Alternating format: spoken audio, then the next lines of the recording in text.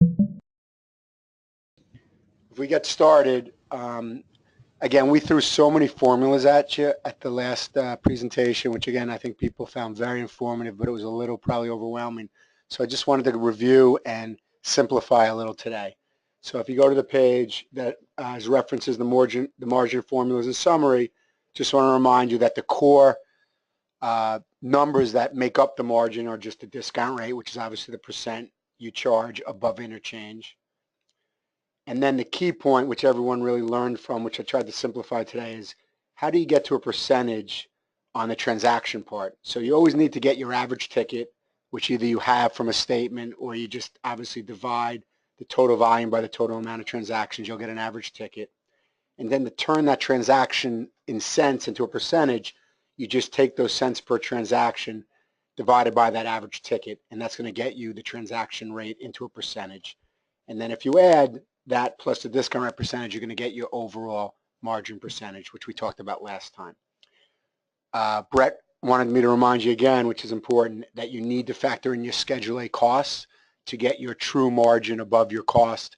On the trip, I talked to a lot of people about this, and people didn't always realize or didn't even know what their Schedule A is. I would argue as someone in the field that I know that stuff cold, and it's going to help you a lot, not only to know what your profitability should be, but how to factor it into how to price deals.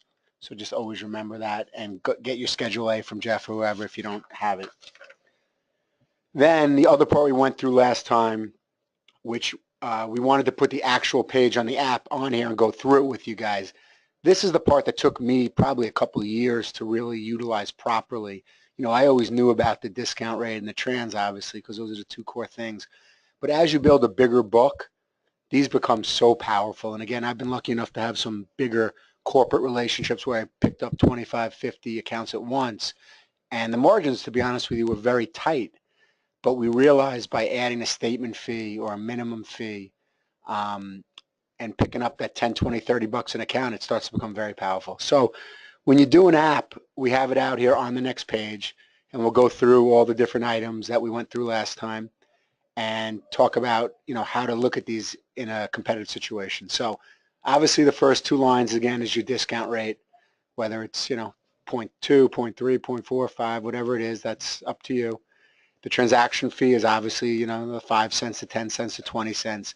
Tying those together again, which we taught you last time, it's a dynamic situation where you want to consider both, consider the merchant, consider the average ticket to decide which of those are very important. Again, I was lucky enough to close just a 20 location retail situation where their average ticket was only $25 and the volume at each store wasn't that much, and they were actually getting charged only 0.04%, so there was very little room for me to make money there. I actually lowered it a little bit as a courtesy, and they really appreciated that. And the reason I did that was to go from 0.04 to 0.03 made almost no profitability impact, but made them feel like I really was thinking of them. But where is the profit? They were getting charged a lot on the transaction fee. They were getting, on average, over 20 cents, even though they were doing over 50,000 transactions a month between all the stores. So I was able to go from 20 cents to 10 cents and make a lot of profit and margin, even though the margin on the discount rate was almost nothing. So just remember, again, it's the relationship between the two, and there's a lot of ways to skin a cat there, and it depends on the situation. So all these other fees, you know, I almost never, and I think Jeff would agree, most of the next few are almost never charged. Unless you're doing straight debit, you're not going to add an extra offline debit. Generally, people don't add an extra settlement transaction fee, and PIN-based debit's only if you're doing PIN-based debit. EBT is a very specific situation also, but these next two are crucial. Bank service fee. When I started in this business, I used to charge nothing. I was like, why would I charge anything here? It's not, there's no value related to just this. It's just an add-on fee. And then over time, I realized, and I felt that I added more and more value to the relationship. I deserve that. And once you get the account, you're never going to lose that fee. And I charge $10 on every account. And I'm never going to lose account over those $10 because of the value I add and because of the competitive pricing on the discount rate and the transaction fee. And then again, when you get 50 accounts, 100 accounts, 200 accounts, 500 accounts, that $10 minus your Schedule A cost becomes very powerful. and you're going to be making hundreds to thousands of dollars a month just on that. Batch fee, again, you got to consult your Schedule A. I used to a lot of times charge nothing there too. And then not only did I realize that I deserved to get paid on it, but I had a cost to it. And so I was losing money on that. So reflect on your Schedule A. I don't necessarily, depending on the situation, the way you're pricing it, have to charge the 35 cents, but you should be charging at least consistently with your transaction fee there. Monthly minimum, depends on the situation. Most accounts you have will hit the minimum anyway, but it is a way to make sure that there's some profitability, and you should look at that, whether it's $10, $25, or nothing. Again, it's case by case. Chargeback fee and retrieval fee, two very powerful fees we talked about last time. And again, I never realized the profitability in them. You don't want to have a book with a lot of chargebacks, but when they do have one once in a while, you're looking at $10, $20 of profitability on each occurrence. So if someone has a chargeback and you charge the $30, there's literally, depending on your Schedule A, as much as $20 of profit there. And in retrieval fee, I normally charge a little less than the 30, but even if you leave it there or less, there's profitability in there too. And last month I looked at my commissions, and there was a couple $100 of profit there just from that. So you want to keep that in there too. And again, once the accounts are up and running, that's not usually a charge that you'll ever lose an account over. Trust keepers, we're going to have a whole nother call on. That's kind of hard-coded at $4.95 if you take advantage of it. Regulatory fee is kind of an add-on fee. I'm not saying don't do it. I don't do it because I think there's enough other fees that you can make profit, and at some point maybe someone could pick that apart on a statement. AVS surcharge, I think it's standard in the industry that you leave it at 5 cents. You do have some cost there, and again, you want to have a little extra profitability there. Last three, annual fee, another fee that I never used to charge. I pick it apart in other people's statements, but again, if you're competitive in the discount rate and the trans, and you're adding value and you're touching your merchants at least a couple times a year or every quarter, you can charge $50 to $99, and it's once a year, and then in December you're going to get a huge bonus that you deserve. And if you keep up with the value add, you're not going to lose an account over that. But again, that's up to you. Accelerated funding. I don't know if Jeff will agree. My argument is I think the 25 that's hard coded is probably too high. Your cost will probably be somewhere between $5 and $10. You should cover your cost unless it's a very, very profitable account where maybe you can eat the $5. And equipment and placement supplies, a whole nother conversation for another day. Last thing here, and then we'll get back to it when we go over to OptBlue, it's the cost plus discount rate on the bottom half of there that relates to Amex, or you can do it in tiered. We're going to talk about this in a couple minutes, but again, that is a big profit center. And in general, when we go over OptBlue, there's a lot of room there to actually, a lot of times, make more than what you make in the average discount rate for Visa, MasterCard, Discover, which we'll discuss when we deal with OptBlue at the end. We'll go to the next page. Okay, so that hit all the buttons of where you can increase your profit and your margin. Next is the two things that really a lot of questions came up last time is small merchant pricing and bundled pricing. So let's go into a little more detail today. Small merchant pricing generally is for merchants up to 15,000. You could do it for someone bigger, but generally don't want to. What's the real benefit here? Some people don't want to get nickel and dime on lots of charges, especially the small merchant, because the $10, $20, $30 for a big merchant doesn't really add up to any percentage and they don't care. But on a small merchant, the $10, $20, $30, $40 of extra charges could add up to a lot, and that's usually how you don't get someone that's smaller. If you do small merchant pricing, you can not bundle, bundle's the wrong word because I'm going to talk about bundle in a second, but you can combine lots of those fees into one set amount. Tell the merchant that you're not going to get nickel and dime. We're going to give you a fixed amount that's going to cover all those ancillary costs. You know what it is, and that the merchants usually love that. And then what's good for you is if you bundle that into $30, $40, $50 a month, you know that that's minus your Schedule A, your profit. And then these smaller accounts have profitability. Jeff tells me all the time how on these smaller accounts sometimes people don't price it right and they actually lose money in an account.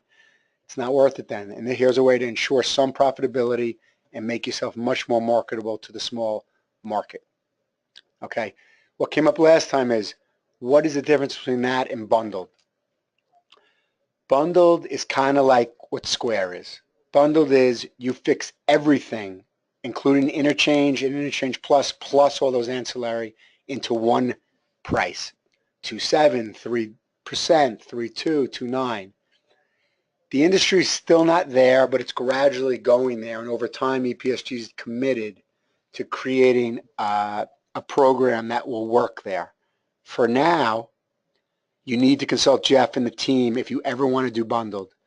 They're working on a bundled calculator where you're eventually going to be able to plug in the industry, the amounts, and the numbers that are needed, and they're going to come up with an actual amount that makes sense, that's competitive, but also profitable. For now, there's so many moving parts to it that you're going to need to work with Jeff and the rest of the sales team to come up with the right number. Do not do this on your own, because if you price it wrong, you'll end up losing money. And that's not worth it to anybody. And there's so many moving parts that right now you're not in a position to really price this yourself. With that said, it is powerful. There's some merchants that just want to hear an all-in number, even though sometimes that all-in number to them is not in their best interest. And Interchange Plus, in a lot of cases, is better from a marketing perspective. If you have to come up with a bundled number, come to Jeff and the team. I wouldn't lead with it at this point. I would lead with Interchange Plus and explain to them all the benefits of that in terms of transparency and the lowest cost to them. And you can literally tell them that this is the best way for them. You make less money, but it's in their best interest, and that's what you want. But if someone has to have bundled, then come to Jeff and the team for now. Again, in the next 1 to 2 quarters, we'll hopefully have a calculator that will spit it out. But for now, you need to do that because you do not want to be losing money on an account. On the bottom, just to sum it up again, all Interchange Plus, bundled, and small merchant pricing, the whole point of it is twofold: to show your honesty and integrity and that you're working for the merchant, and at the same time be the most marketable to them to win the account and make sure there's some profitability in it. For now, again, I think in most cases Interchange Plus makes the most sense, and you have to sell them on the transparency and the lowest rate to them in the end. For those that can't grasp that, then you can start to look at the other 2 programs. Other than when they're very small, then you want to look at the small merchant pricing right away. Okay? Again, we'll answer questions in a couple minutes. Lastly, I wasn't part of EPSG when OptBlue came out. I was at another company, but I know it was a tremendous opportunity to win business. I know a lot of accounts are on it now, but not all of them. So sometimes you still run across situations where it's an incredible opportunity, but the bigger opportunity is in the pricing part of it. It was kind of my job at the other company to focus just on the pricing. It's actually pretty complicated, and I'm going to walk you through some of it today, but not all of it. But what I learned is that it's very mispriced in the marketplace. And if you come to Melissa and the team who does all the presentations when you're trying to sell business, they'll price it right for you. But I'm going to give you a little more information today than you maybe have gotten in the past to help you understand where the competitive advantage is here. And it's still there. Don't think OptBlue is, because it's been out for 2-3 years, that there's not a huge opportunity there. On top of that, as I touched earlier, there's an opportunity to make more money there because it's so competitive depending on the merchant that you can actually charge more there than you can charge with the normal bank card Interchange Plus. And on top of that, there's actually a tiered opportunity there as well, which I'll go over in a minute. But let's just summarize it again. In general, it's only for merchants doing $1 million or less. Now, is that per tax ID, Jeff? That is per tax ID. Per tax ID. So if someone has lots of different locations with different tax IDs, that's fine. But if they're all the same tax ID, theoretically, it doesn't qualify. I'll leave it to Jeff and the team when it's close for you to talk to them. There may be some cases where if it's close that you can still do it, if you know what I mean, in those cases. With that said, some of the other benefits that you want to sell is first the consolidation. It all becomes one with Visa, MasterCard, Discover, one payment instead of 2, which some people like. On top of it, you can still sell them quicker funding. In general, Amex used to be several days. Generally now they're 2 days. So if you do next day funding, you pick up an extra day of quicker funding. But the biggest thing is the pricing. In general, Amex, ISA, which is when they're direct with American Express, they're being charged somewhere between 2.89, 3.5% or 3.5%, sometimes even a little more. and normally 10 cents a transaction, but sometimes no cents per transaction. And normally they charge a $7.95 statement fee. Okay. Generally, our rates throughout Blue can be anywhere from 0.25% to as high as 1% or more lower. And I'm going to walk you through how you figure that out in a minute.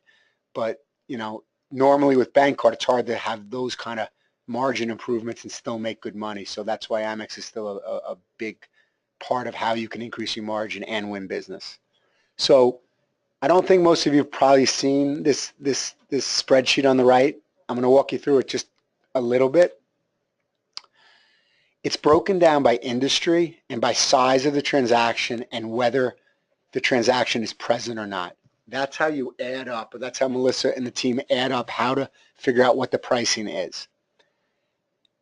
So we're going to use retail today as the only example. If you look at the retail, it's broken out by every ticket up to $75, every ticket from $75 to $1,000, and then every ticket over $1,000.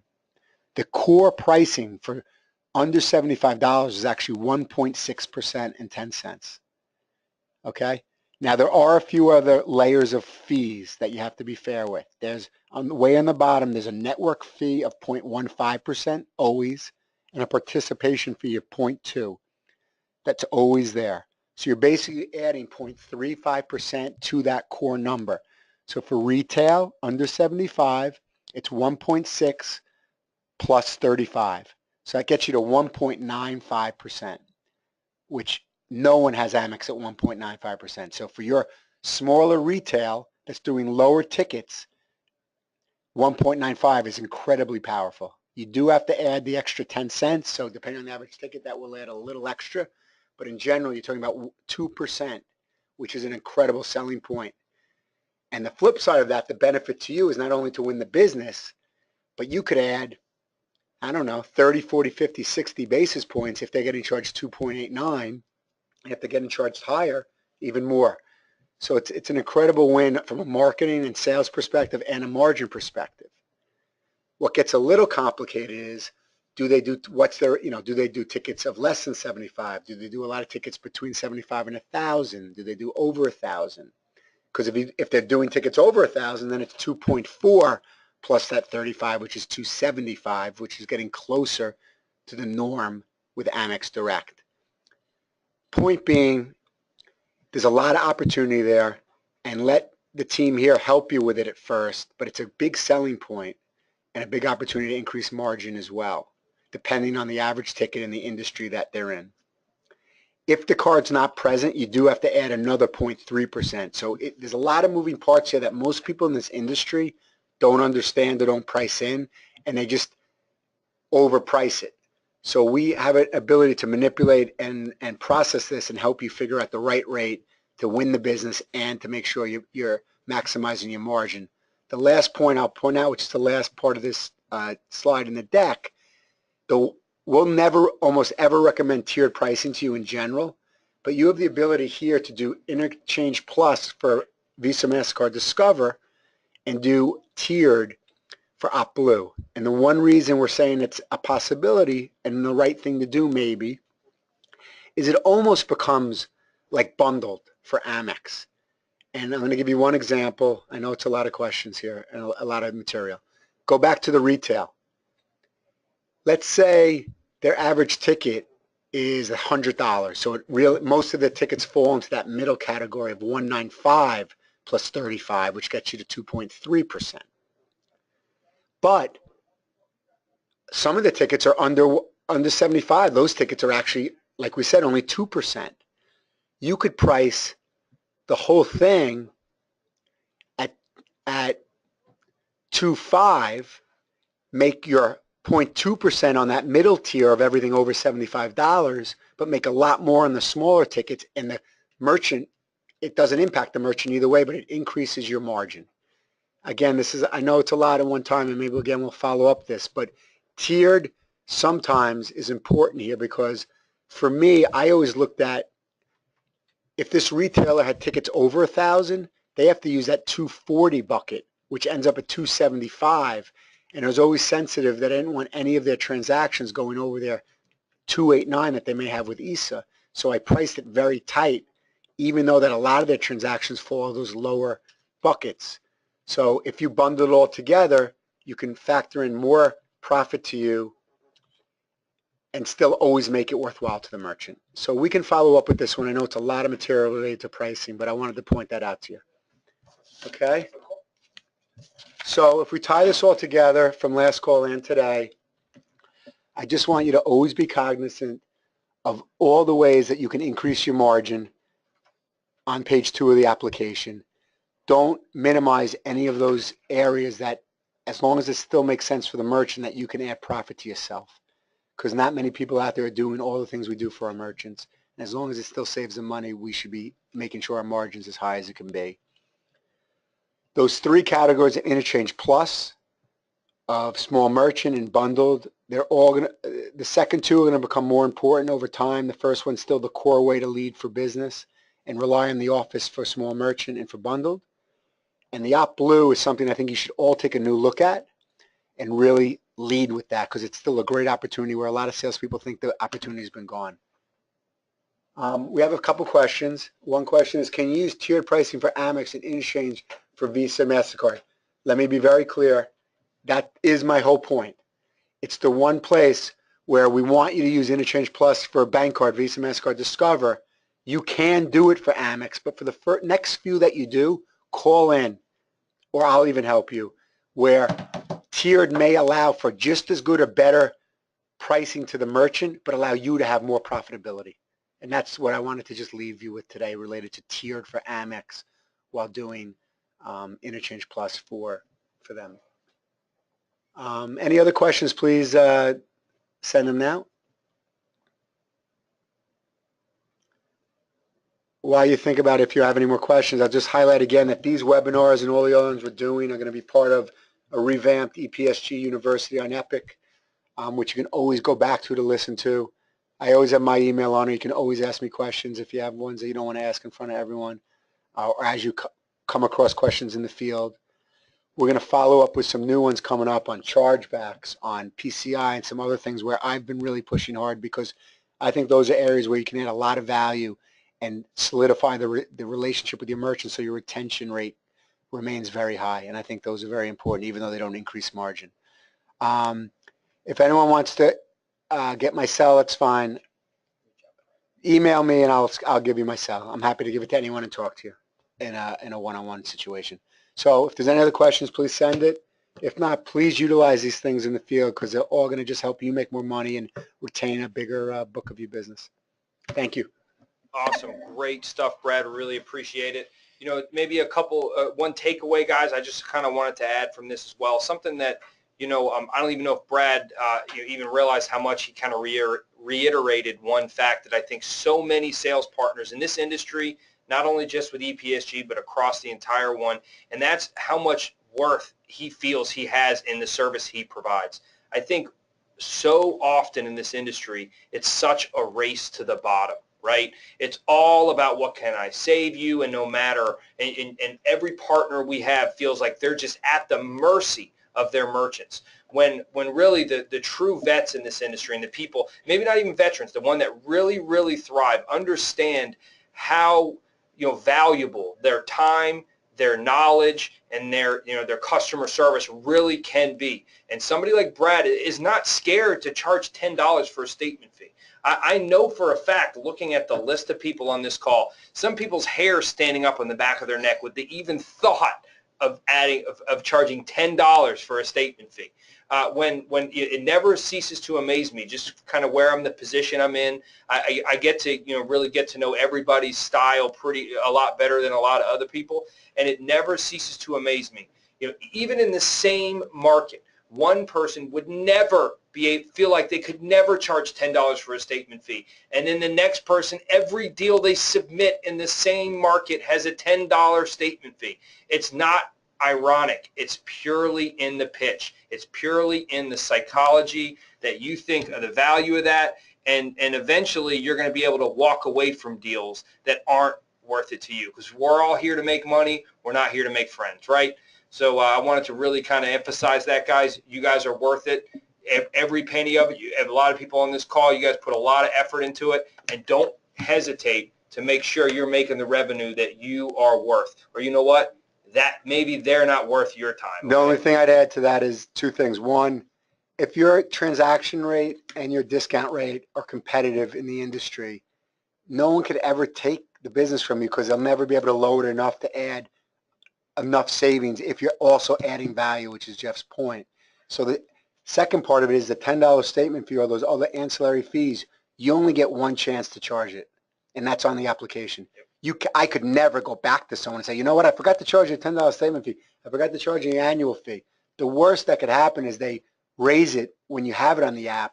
But again, if you explain to them that your rates are so competitive and your value on top of the competitive rates is worth it, 9 times out of 10, they're going to be fine with it.